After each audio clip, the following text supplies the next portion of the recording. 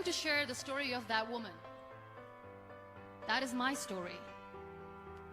The story of gratitude.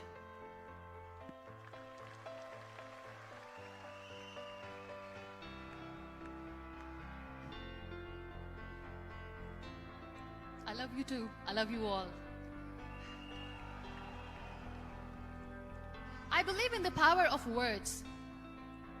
Many people speak before they think. But I know the value of words. The words can make you, break you, they can heal your soul, they can damage you forever. So I always try to use the positive words in my life wherever I go. They call it adversity, I call it opportunity. They call it weakness, I call it strength. They call me disabled, I call myself differently abled. They see my disability. They see my disability, I see my ability. There are some incidents that happen in your life, and those incidents are so strong that they change your DNA. Those incidents or accidents are so strong that they break you physically. They deform your body, but they transform your soul.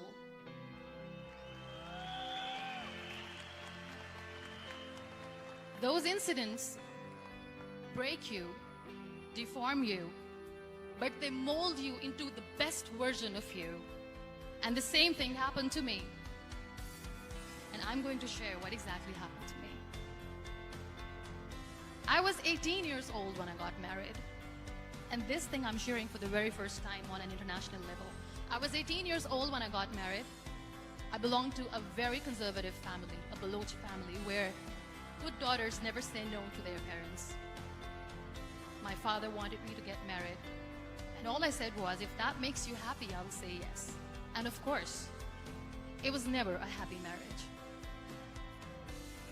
Just about after 2 years of getting married, about 9 years ago, I met a car accident. Somehow my husband fell asleep and the car fell in the ditch. He managed to jump out, saved himself. I'm happy for him. But I stayed inside the car and I sustained a lot of injuries. The list is a bit long. Don't get scared. I'm perfectly fine now. Radius ulna of my right arm were fractured. The wrist was fractured. Shoulder bone and collarbone were fractured. My whole rib cage got fractured. And because of the rib cage injury, lungs and liver were badly injured. I couldn't breathe. I lost urinary bowel control. That's why I have to wear the bag wherever I go. But that injury that changed me and my life completely as a person and my perception towards living my life was the spine injury. 3 vertebrae of my backbone were completely crushed and I got paralyzed for the rest of my life. So this accident took place in a far-flung area in the outskirts of a very small province, Balochistan, where there was no first aid, no hospital, no ambulance. I was in the middle of nowhere in that toppled car. Many people came to rescue. They gave me CPR. They dragged me out of the car. And while they were dragging me out, I got the complete transection of my spinal cord. And now there was this debate going on. Should we keep it here? She's going to die. Where should we go? There is no ambulance. There was this 4-wheeler Jeep standing in the corner of the street. They said, put her in the back of the Jeep and take her to the hospital, which is 3 hours away from this place. And I still remember that bumpy ride. I was all broken. They threw me at the back of the Jeep and they rushed me to the hospital. That is where I realized that my half body was fractured and half was paralyzed. I finally ended up in a hospital where I stayed for 2.5 months. I underwent multiple surgeries.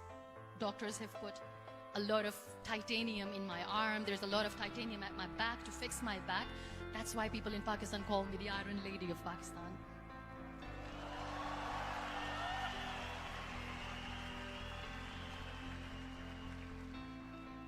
Sometimes I wonder how easy it is for me to describe all this all over again.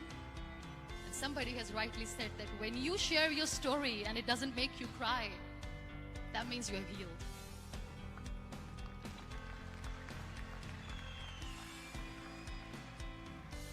Those 2.5 months in the hospital were dreadful. I will not make up stories just to inspire you. I was at the verge of despair. One day, doctor came to me and he said, well, I heard that you wanted to be an artist, but you ended up being a housewife. I have a bad news for you. You won't be able to paint again because your wrist and your arm are so deformed, you won't be able to hold a pen again. And I stayed quiet. Next day, doctor came to me and said, your spine injury is so bad, you won't be able to walk again. I took a deep breath and I said, it's all right. The next day, doctor came to me and said, because of your spine injury and the fixation that you have in your back, you won't be able to give birth to a child again. That day, I was devastated. I still remember, I asked my mother, why me? And that is where I started to question my existence. That why am I even alive? What's the point of living? I cannot walk, I cannot paint, fine. I cannot be a mother. And we have this thing in our heads being women that we are incomplete without having children. I am going to be an incomplete woman for the rest of my life. What's the point? People are scared. They think I will get divorced. What is going to happen to me? Why me? Why am I alive? We all try to chase this tunnel. We all do this because we see light in the end of the tunnel, which keeps us going.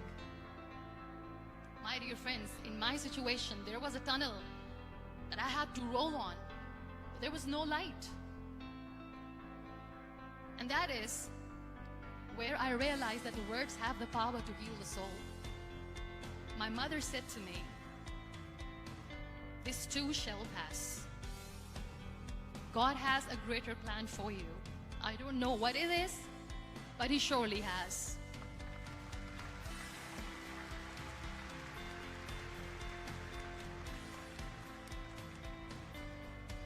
And in all that distress and grief, somehow or the other, those words were so magical that they kept me going. I was trying to put that smile on my face all the time, was hiding. It was so hard to hide the pain, which was there. But all I knew was that if I will give up, my mother and my brothers will give up too. I cannot see them crying with me. So what kept me going was, one day I asked my brothers, I know I have a deformed hand, but I'm tired of looking at these white walls in the hospital and wearing these white scrubs. I'm getting tired of this. I want to add more colors to my life. I want to do something. Bring me some colors. Bring me some small canvas. I want to paint. So the very first painting I made was on my deathbed, where I painted for the very first time. It was not just an art piece or just my passion. It was my therapy. What an amazing therapy it was. Without uttering a single word, I could paint my heart out. I could share my story. People used to come and say, what lovely painting. So much color.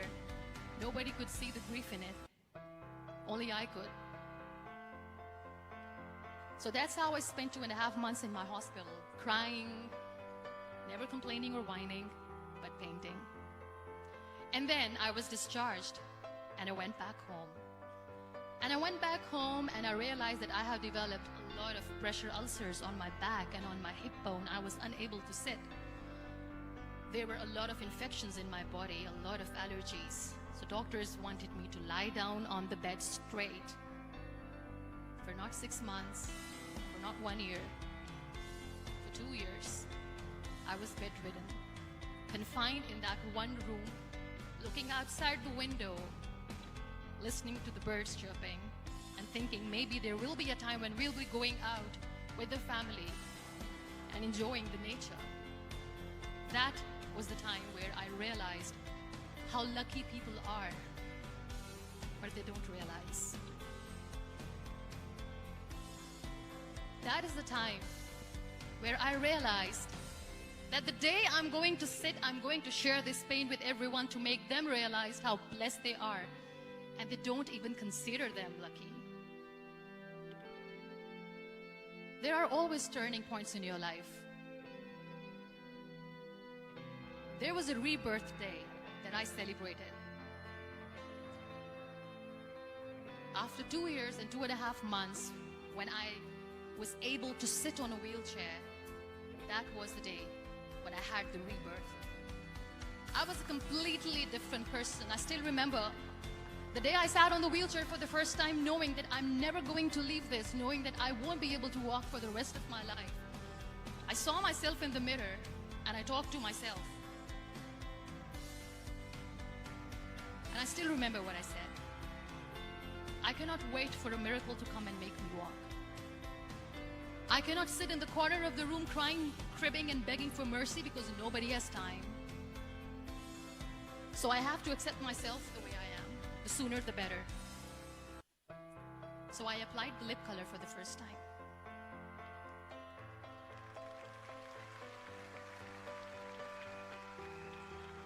And I erased it. And I cried. And I said, what am I doing? A person on a wheelchair should not do this. What will people say? Clean it up. Put it again. This time I put it for myself. Because I wanted to feel perfect from within.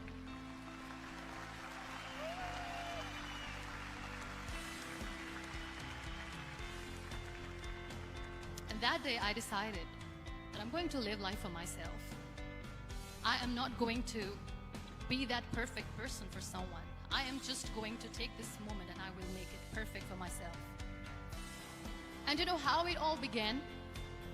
That day I decided that I'm going to fight my fears. We all have fears. Fear of unknown, fear of known, fear of losing people, fear of losing health, money. We want to excel in career, we want to become famous, we want to get money. We are scared all the time. So I wrote down one by one all those fears. And I decided that I'm going to overcome these fears one at a time. You know what was my biggest fear? Divorce. I couldn't stand this word.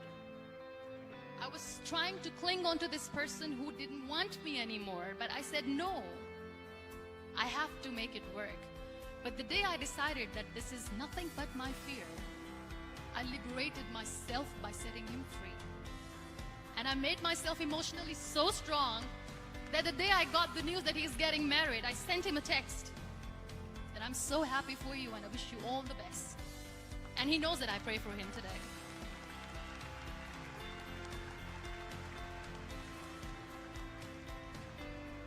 My biggest fear, number 2, was I won't be able to be a mother again.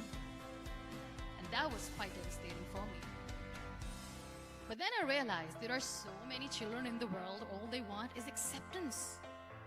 So there is no point of crying, just go and adopt one. And that's what I did.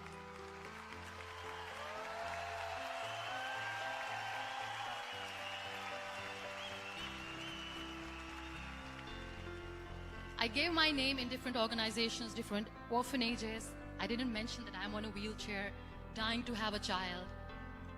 So I just told them that this is Muniba Mazari and she wants to adopt a boy or girl, whatsoever, but I want to adopt a kid. And I waited patiently. 2 years later, I got this call from a very small city in Pakistan. I got a call and they said, are you Muniba Mazari? There is a baby boy and would you like to adopt? And when I say yes, I could literally feel the labor pains. Yes, yes, I am going to adopt him. I am coming to take him home.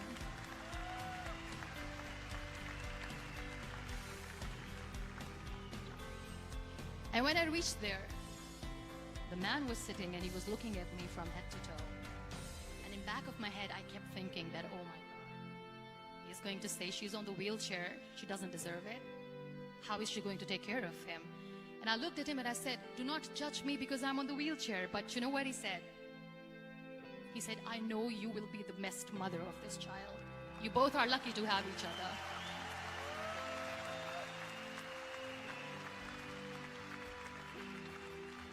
And that day, Niall was 2 years old, 2 days old, and today he's 6.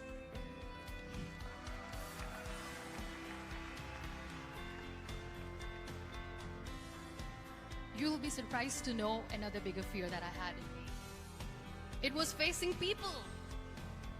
I used to hide myself from people. When I was on bed for 2 years, I used to keep the door closed. I used to pretend that I'm not going to meet anyone, tell them that I'm sleeping. You know why? Because I couldn't stand that sympathy that they had for me. They used to treat me like a patient. When I used to smile, they used to look at me and say that, "You're smiling, are you okay?" I was tired of this question being asked, "Are you sick?" Well, a lady yesterday at the airport asked me, "Are you sick?" And I said, well, besides the spinal cord injury, I'm fine, I guess.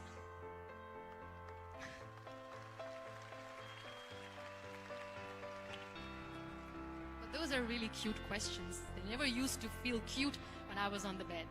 So I used to hide myself from people, knowing that, oh my God, I'm not going to see that sympathy in their eyes. It's all right. And today I'm here speaking to all these amazing people because I have overcome the fear.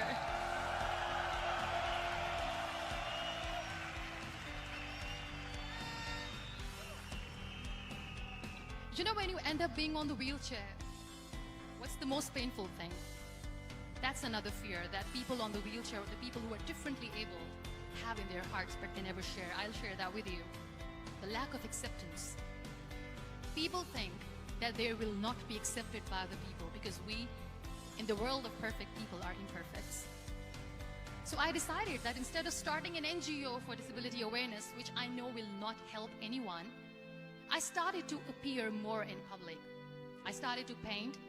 I always wanted to. I have done a lot of exhibitions. I'm Pakistan's first wheelchair-bound artist. I have done a lot of modeling campaigns, different campaigns for brands like Tony and Guy.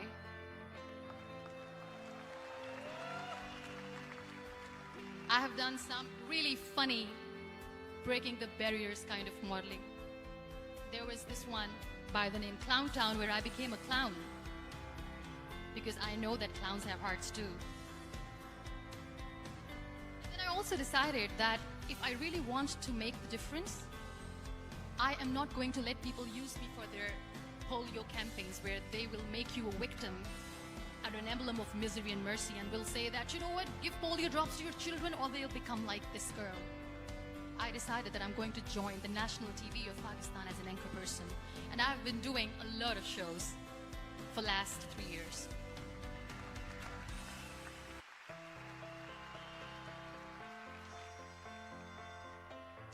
So when you accept yourself the way you are, the world recognizes you. It all starts from within. I became the National Goodwill Ambassador for UN Women Pakistan, and now I speak for the rights of women, children. We talk about inclusion, diversity, gender equality, which is a must.